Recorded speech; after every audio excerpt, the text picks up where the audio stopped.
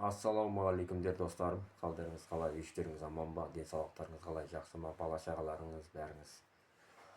Біздердікі баяғы сол бір тема, шешілмейтін мәселе. Ештеңе кішім мәселеміз қарап жатқан жоқ. Орал облысында Тайпаққа жақында бардық. Жолдасым аяғы ауыр болса да алып бардым.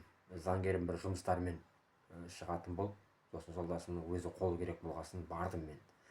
Бірақ бізді қайтарып жіберді қол. Әлмәрен атынан беріп едім сотқа. Бірақ сот қабылдамады, басшыларды нелерде бәше қол қоймады ешкімде.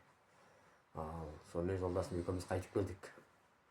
Негізі қағазда орысша жазылған, бірақ бізге қазақша жазыңдар деп солай қайтарып жіберді, қарамаудың әлетін ойлап.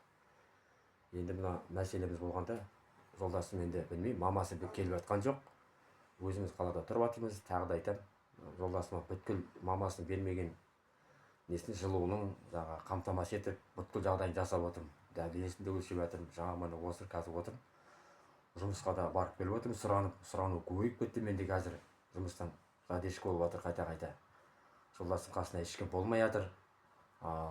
Мамасы бір келіп жатқан жоқ, қалада жүр деп естиміз. Өткенде жолдасым бәлеске барған екен, сырттай көріп қалдым дейді. Енді қасымда үлкен қызым бары жоғын білмедім. Бір келгенде бір хабарласпайды. Сонда қыз үшін емес, ақша үшін күресіп жүрген адам болып тұр ғой, мен солай түсінемін. Жесір әйел болса тағы да түсінер едім. Еще үкімет оған үй беріп отыр, жағдайын жасап.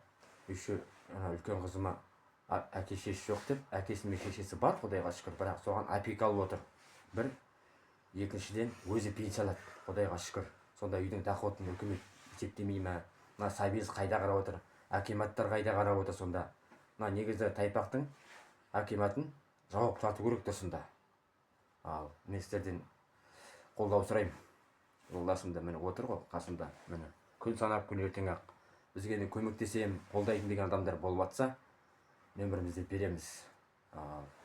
Енді тіпті басқа амалымыз жоқ. Енді жоғарыға жіберіп жатыр жаңағыдай. Арызымыз жазып, біздің қалада қаралмайды екен. Өйткені Әлмәна пропискаде, Оралда. Тайпақ қарау керек еді, Тайпақта қарап жатқан жоқ, Ниет Шапай қарап жатқан жоқ.